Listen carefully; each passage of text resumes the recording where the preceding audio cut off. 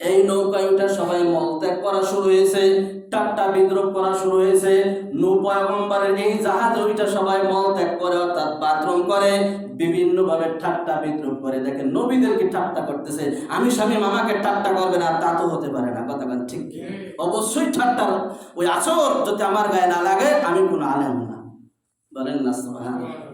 নবীরে ঠাট্টা করতেছে। নবী আল্লাহ হুকুম পাইয়া জাহাজ বানাইছে। কথা বলেন না, নবীর মন গড়া জাহাজ বানাইছে?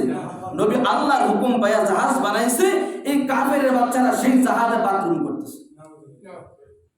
কপাল পড়ছে, এমন পড়া পড়ছে, একটু পরে শুরু হবে মারি। কথা বলেন ঠিক কি? আল্লাহু আকবার। জাহাজ পুরো বইরা ফেলাইছে, কানায় কানায় ওই বাথরুম, ওই ময়লা পচইলা গেছে। আল্লাহ তাআলাকে ডাক দিয়ে বলতেছে, নূহ আলাইহিস নবী আলাইহিস সালাতু ওয়াস সালাম আল্লাহকে ডাকতেছে, আল্লাহ তোমার নির্দেশ পেয়ে আমি জাহাজ বানাইলাম, এই জাহাজ কিভাবে নষ্ট করতেছে? আল্লাহ তাআলা বলছে, নূহ টেনশন করো না, মাকারু ওয়া মাকারাল্লাহ আল্লাহু খায়রুল মাকিরিন। আল্লাহ ধরে না ধরলে কিন্তু আর ছাড়ে না। নমরুদে ধরে না এমন ধরছে, ন্যাংরা মাসা দিয়া ওর অস্তিত্ব সব বিলীন করে দিয়েছে। ফেরাউনরে ধরে না নীল দরিয়ায় আটু পানিতে সুবাইয়া মারছে। কথা বলেন ঠিক? আল্লাহ ছাড় দেয়, তবে ছেড়ে দেয় না। আল্লাহ কি দেয়? ছাড় দেয়, দেখি করতে পারতে পারে, কিন্তু ছেড়ে দেন না। সে একটা মাপ কাটিয়েছে। কথা বলেন ঠিক কিনা? বুজুর্গ যাই হোক, এক বুড়ো সবাই যখন নূর পায়খানা নৌকা আগে, তো আমি একটু যাই আগে। তো উনি যখন বাথরুম করতে গেছে, টাস করে হয়েছে ওই জাহাজের ভিতরে বয়ে গেছে। আবু টাবু খাইয়ে খেয়ে আরো উঠতেছে। ওঠার পরে বাড়ি থেকে যখন গোসল করছে, তো এর আগে ওই 80 জন হলো মুসলমান। কয়জন?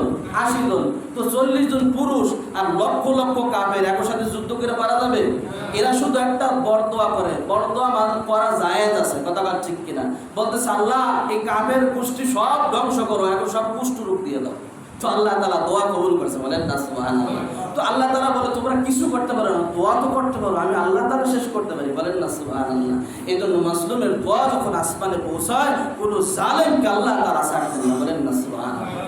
মাসলুমের দোয়া অনেক বড় মারাত্মক জিনিস। তো এই ব্যক্তি যখন সমস্ত কাফের কুষ্ঠরোগে ধরছে, কি রোগে বলেন? কুষ্ঠরোগে ধরছে। ওই বুড়া যখন ওই জায়গা পড়ছে, ওই আবু টাবু খাইয়া যখন ওইটা বাসায় গেছে, গোসল করছে, দেখে যে কুষ্ঠরোগ সব ভালো হয়ে গেছে। বলেন না সুবহানাল্লাহ। এখন এই খবর সকালবেলা যখন কাফের বাচ্চারা শুনছে, সবাই তো ওই রোগে আক্রান্ত। কোনো ডাক্তার বাইরে খাইলেও রোগ ভালো হইতেছে না। কি ব্যাপার, তোমার কি হয়েছে? তুমি কোন কবিরাজের ঔষধ খাইছো? আমি সেই নূহ নবীর সেই ওই কবিরাজের ঔষধ খেয়ে আমি রোগ ভালো হয়ে গেছে। এই কাফের কানে যখন গেছে, সবাই এখন বালতি বইরে টানা শুরু হয়ে গেছে। কি বইরা? এমন টানে নিজের গুড় টানতে এখন সব নৌকা খালি। কিন্তু এখনো যে রোগ আছে, এখন পর্যন্ত সব শেষ হয় নাই। তো এবার কি করতেছে? পানি দিয়ে ধুইতেছে। কি করতেছে?